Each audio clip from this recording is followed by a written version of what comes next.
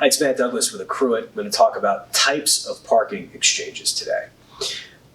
Parking exchanges is a way to express what's known as a title parking exchange because it involves a third-party entity that's generally referred to as an Exchange Accommodation Titleholder actually acquiring title to property and parking title to property for some period of time. How long that is depends on the kind of transaction.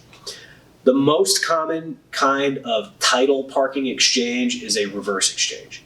That simply refers to when a taxpayer, for whatever reason, is acquiring replacement property before it disposes of its relinquished property. Okay?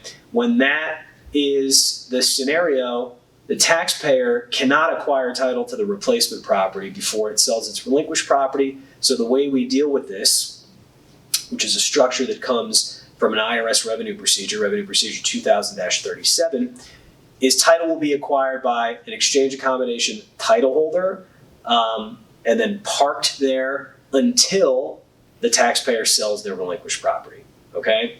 The timeline that they have to do that is 180 days, and that timeline starts running from the date that the Exchange Accommodation Titleholder acquires the replacement property.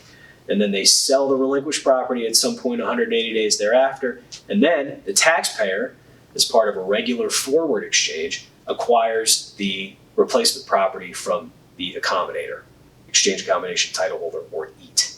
That's one kind of parking exchange. Another kind is an improvement exchange.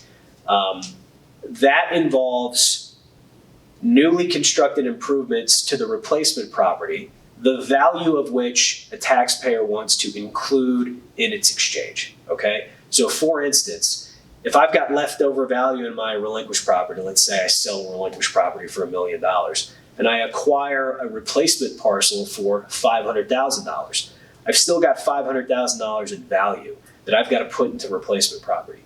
This is another instance that calls for a title parking arrangement where an EAT acquires title to the replacement property, parks it there while the $500,000 of improvements are completed, and at the end of that process, the taxpayer then acquires the replacement property from the EAT. Okay?